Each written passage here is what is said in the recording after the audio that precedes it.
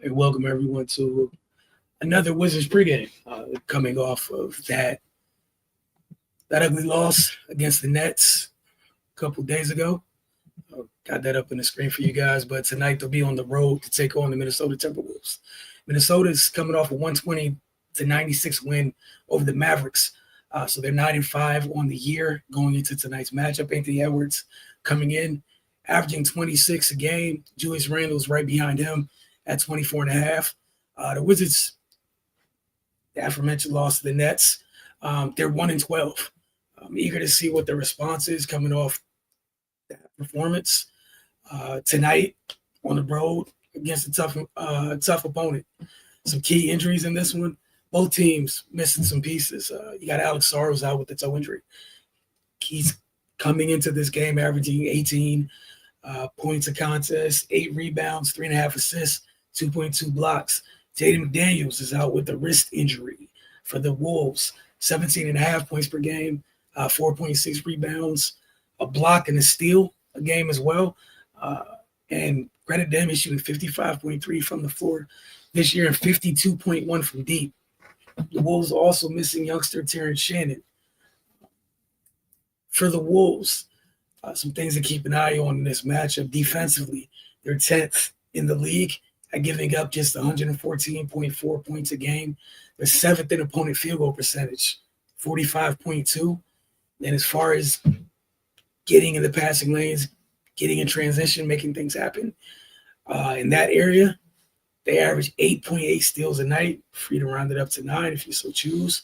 On the offensive side of the things, Minnesota has been pretty efficient to shoot 49.7 from the floor. They also shoot 38.5 from deep. One of the areas we're always talking about with the Wizards is on the glass. Both teams aren't that far away, despite them having.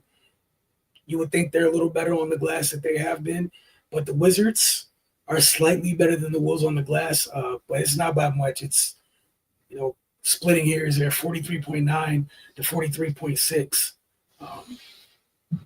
So we'll see as we get to the keys of the game, just how big a factor missing Sar is going to be for Washington.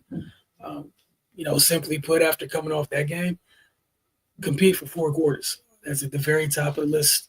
For me, we've been saying it all year. Defense, that's what we've been demanding to see, looking to see, and quite frankly, honestly, just what's needed if they wish to get off this slide. It's up to 11 games.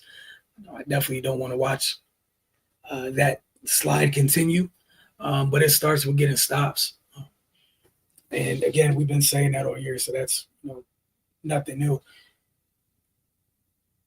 And you're on the road. Good team, playoff team.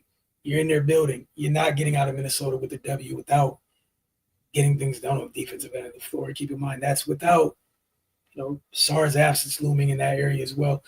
Taking care of the ball. Don't turn it over. He's been thriving in that area and points in the paint. When we get on here and talk to you guys after games for most of the season, share with you how many steals a night the Wolves are averaging, 8.8. Take care of the ball.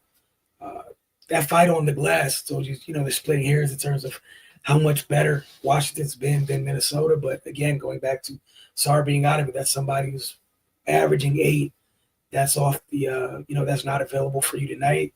And I think Jaden McDaniels was at 4.5, so they're losing that. But big piece with Sar not being there down on the glass tonight.